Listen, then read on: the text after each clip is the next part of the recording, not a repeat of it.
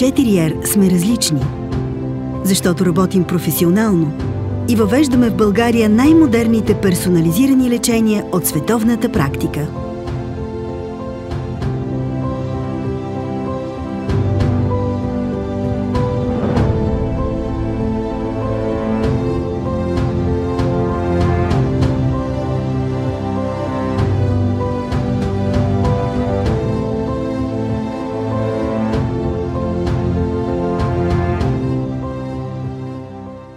Доктор Бакърджиев, моля, представете медицинския център, в който се намираме. Намираме се в медицински център 4R, първи в България, който се занимава с регенеративна медицина. Какво представлява регенеративната медицина? Регенеративната медицина е един сравнително нов клон от медицината, който се занимава с използването на стволови клетки за възстановяване на изхабени или увредени тъкани и органи. Моля, разкажете повече за стволовите клетки и тяхното приложение. Стволовите клетки са доста видове. Те са с нас през целия ни живот и непрекъснато поправят това, което се изхабява или по някакъв начин уврежда, но в допълнение към тъканно-специфични или органоспецифични стволови клетки ние имаме в себе си един резервоар, така наречените мезенхимни стволови клетки, които са в заспало състояние. В медицинския център 4R ние изолираме тези стволови клетки и ги използваме, като ги активираме, поставяме на место, което се нуждае от поправка или обновяване. Къде се използват стволовите клетки най-често? Тези стволови клетки могат да се използват във всички области на медицината, като започнем от репродуктивна система, стави, дискове, нервна система, мускули, очи и на практика навсякъде. Доктор Бакърджиев, представете екипа, с който работите.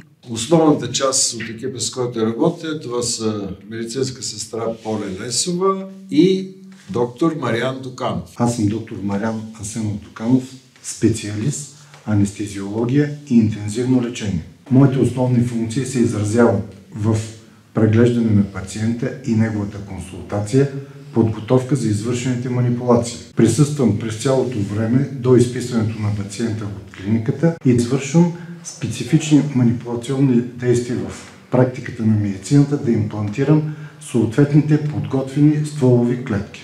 Основната функция на Поля е да накара пациентите преди и след извършването на съответните медицински манипулации да се чувстват комфортно, спокойни, особено на това место, на което се намираме, което е операционната на медицински център 4R. Освен това, Поле помага както на мен, така и на доктор Дуканов да успеем да се справим с предизвикателството на тези процедури. Как научихте за терапията?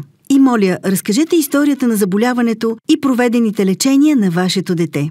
Моето дете се роди съвсем нормално. На 2 годинки и няколко месеца забелязахме, че просто тя не казва думите, които нейните връстници говорят. Заведохме я няколко пъти на невролог, правихме егета, психолог, логопед. Назначаваха различни терапии, различни барокамери. Беше подлагана на различни диети, ГАП, Антони Уилямс, но нито едно лечение не доведе до някакъв задоволителен дори резултат.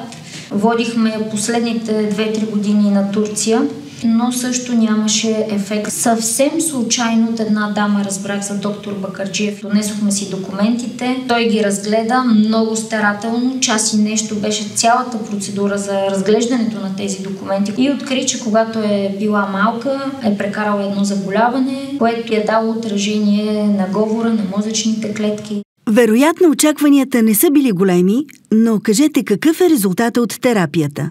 Тея на 16 години, тя е много голяма, опитали сме абсолютно всичко и това ни беше последната надежда. След нея аз виждам огромен резултат от към нейното поведение. Учителите й по същия начин казват, че е започнала да казва нови думи, че в различни ситуации се държи много адекватно.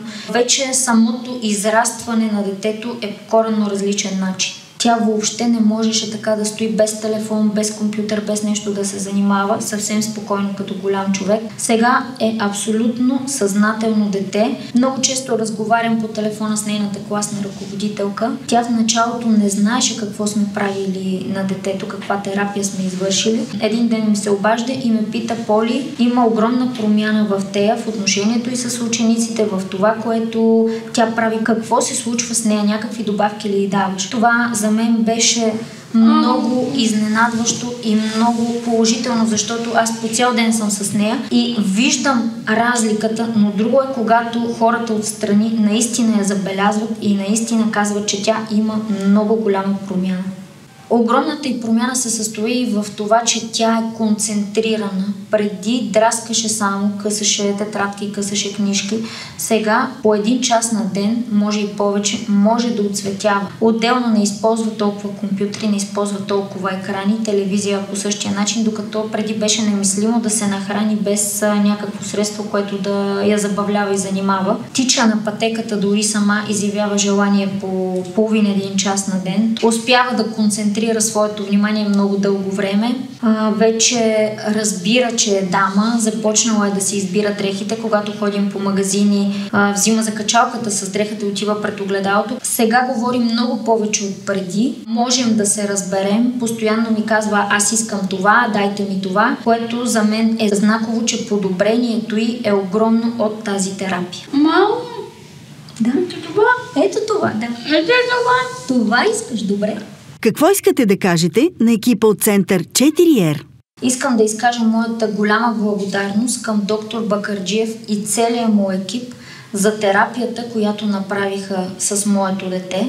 Благодаря им за това, че те й върнаха усмивката. Благодаря не, че ми дадоха надежда, а че аз виждам, че тази надежда е реализирана. Това, което исках за тея, се случи и намерих правилния подход, правилната клиника и правилните лекари. Огромно благодаря от сърце.